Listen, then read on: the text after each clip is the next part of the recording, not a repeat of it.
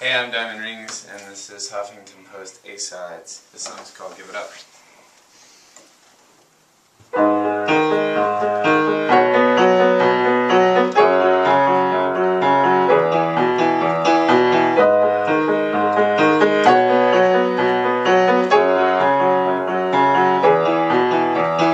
Wrap your breath round my long neck, be the hangman in my mood.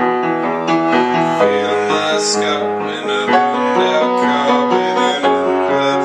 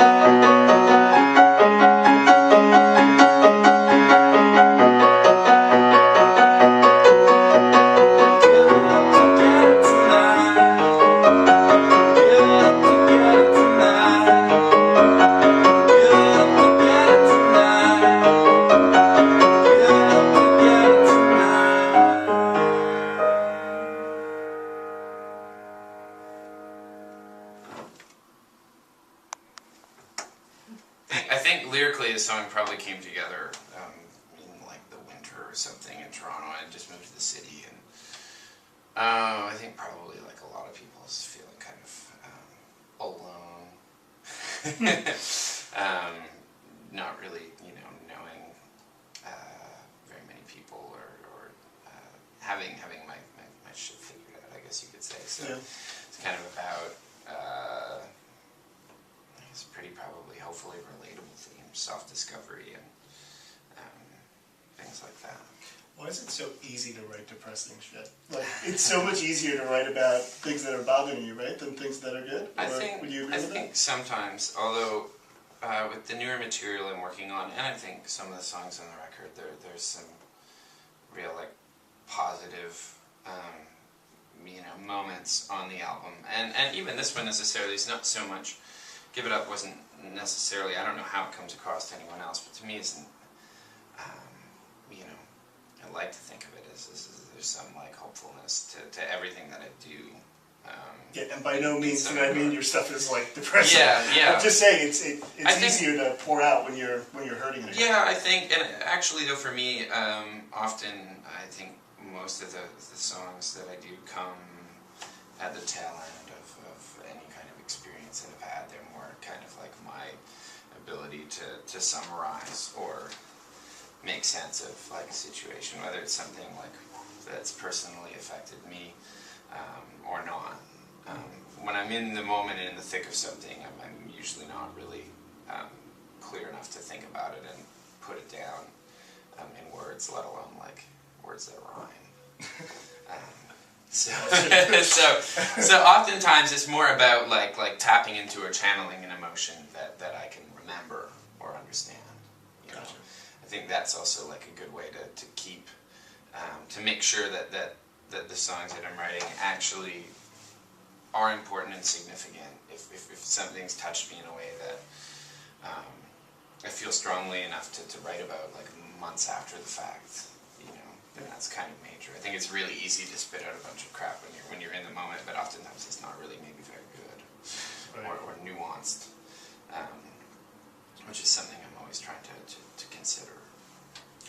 Hey, on another note, you're wrapping up the tour tonight, right? And you've been on the road, it feels like forever, right? Wasn't it like a year ago you were opening for Robin, right? Yeah, so like, it seems like you've been going non-stop, right?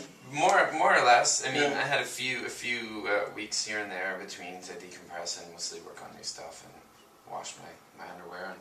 But I love performing, and I know what it's like to not, I've been doing music for a while. I know what it's like to not be in demand as a performer, or at least not to the extent that I have been. And that's what I'm constantly trying to remind myself, I suppose, is that as busy as it gets and tiring and stressful and all the rest, I would not trade it for, a life spent just sitting at home on the couch. So I'm really like fortunate, really grateful that I've had opportunities to play, and that, coming to shows and coming back to the next shows, and actually feels as though I'm building something real, which is great. Mm-hmm. Yeah.